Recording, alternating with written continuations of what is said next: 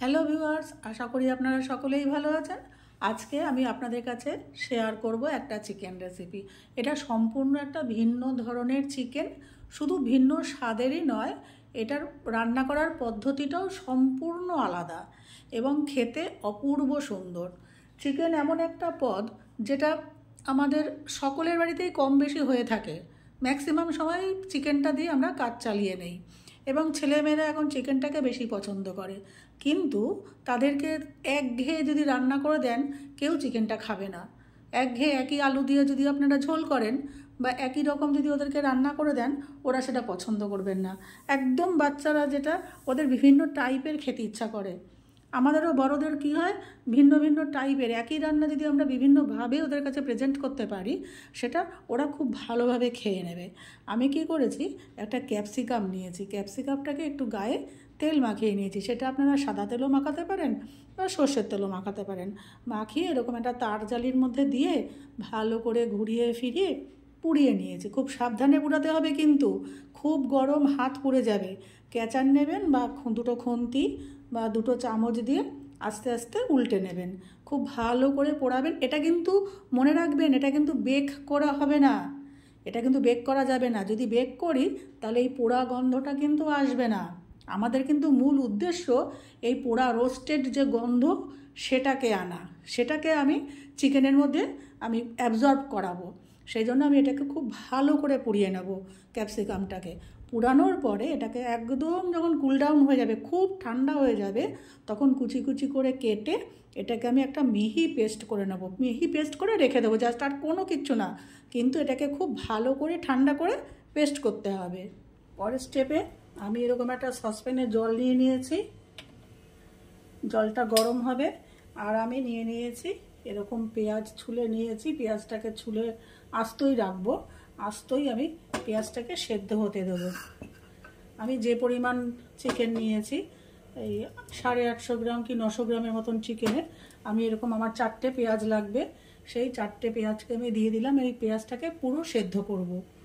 আপনারা আপনাদের মাংসের পরিমাণ অনুযায়ী মশলাগুলো কম কি বেশি করে নেবেন। এখানে পেঁয়াজগুলো একদম সিদ্ধ হয়ে গেছে। এই যে আমি একটা তুলে দেখাচ্ছি। এটাকে আমি সম্পূর্ণরূপে ঠান্ডা করব।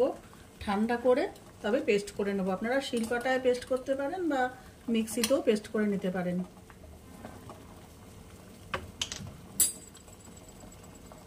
এবারে আমি এই যে মৌরি, প্লেন মৌরি, এই মৌরিটাকে জাস্ট একটু গুঁড়ো করে নেব, কোনো ভাজবো না, এই অবস্থাতে একটু গুঁড়ো করে রাখবো।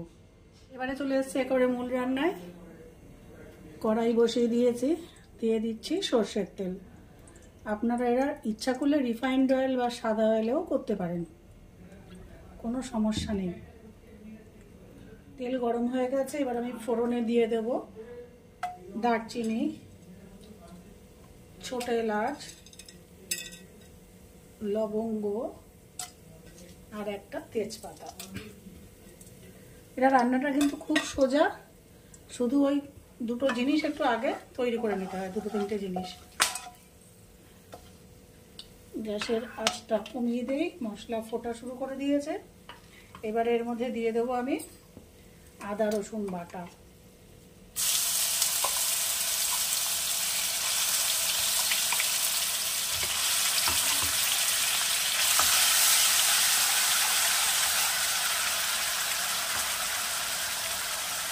আদা রসুন বাটা আমি কড়া করে ভাজবো না, জাস্ট কাঁচা গন্ধটা যাবে সেই মতন ভাজবো।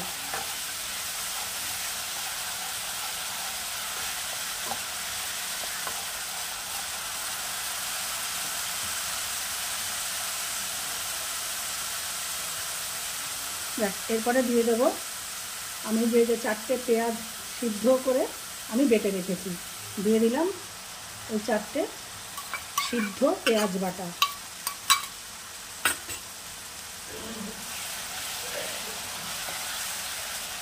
এবারে এটাকে একটু মিডিয়াম টু লো আছে একটু এটাকে কষাতে হবে। এখন হাই ফ্লেম আছে। এরপরে এর মধ্যে আমি দিয়ে দেবো কাঁচা লঙ্কা বাটা। এটা ঝাল অনুযায়ী আপনারা কেমন ঝাল খাবেন সেই অনুযায়ী দেবেন।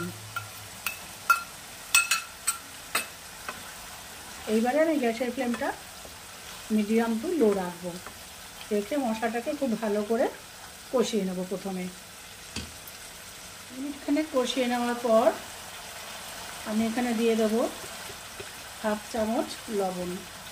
এটা আপনারা আপনাদের স্বাদ অনুযায়ী পরিমাণটা ঠিক করবেন। এবারে আমি এর মধ্যে দিয়ে দেব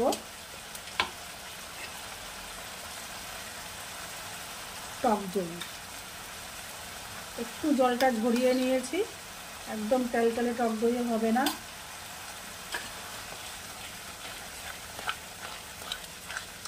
এটাতে আমি হলুদ দেবো না, আপনারা ইচ্ছা করলে যদি একটুখানি হলুদ দিতে চান দিতে পারেন, কোনো অসুবিধা নেই।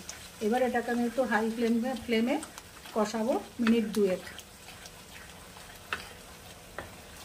মিনিট 2 কষিয়ে নেওয়ার পর আমি দিয়ে দেব ধুয়ে রাখা চিকেনগুলো।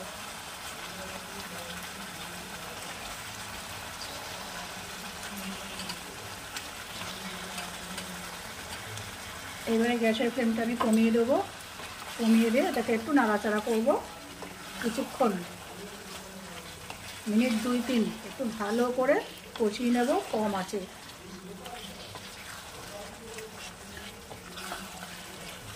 আপনারা এই ধরনের চিকেন রান্না করেন কি না, মানে এই রেসিপিটা করেন কি না আমাকে অবশ্যই কমেন্ট বক্সে জানাবেন। আর যদি এই ধরনের চিকেন রান্না না করে থাকেন একদিন অবশ্যই করবেন এবং কেমন খেলেন সেটা আমাকে জানাবেন। মিনিট 2 আমি এভাবে রান্না করেছি। রান্না করার পর আমি এই যে ক্যাপসিকামটাকে পুড়িয়েছিলাম, পুড়িয়ে ঠান্ডা করে বেটে নিয়েছি। এবার এটাকে পুরোটাকে এর মধ্যে দিয়ে দেবো।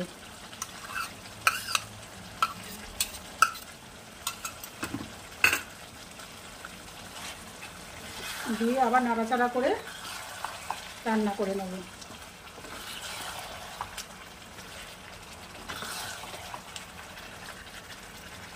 আপনারা যদি মনে করেন এখানে একটু জল দেবেন, জল দেওয়ার প্রয়োজন হয় না, যেহেতু টক দই আছে, মাংস দিয়ে অনেক জলটা বেরোবে। যদি মনে করেন 1 কাপ মতন গরম জল মেশাবেন, ব্যাস। আবার এটা আমি হতে দেবো। মিনিট 2 হালকা আঁচে রান্না করার পর আমি ঢাকনা চাপা দিয়ে দেবো। এইবারে ঢাকনা চাপা দিয়ে আমি আরও মিনিট 2 রান্না করব মিডিয়াম হিটে। মাংস রান্না প্রায় আমার এখানে শেষ, রান্না হয়ে গেছে, ঝোল পুরো শুকিয়ে গেছে। এবার নামানোর আগে আমি দিয়ে দেবো 2টো জিনিস, দিয়ে দেবো চিনি, আর দেবো 1/2 চামচ যে মৌরি গুঁড়ো করে রেখেছিলাম সেই মৌরি গুঁড়োটা। আবার একটু নাড়াচাড়া করব, করে নামিয়ে দেবো।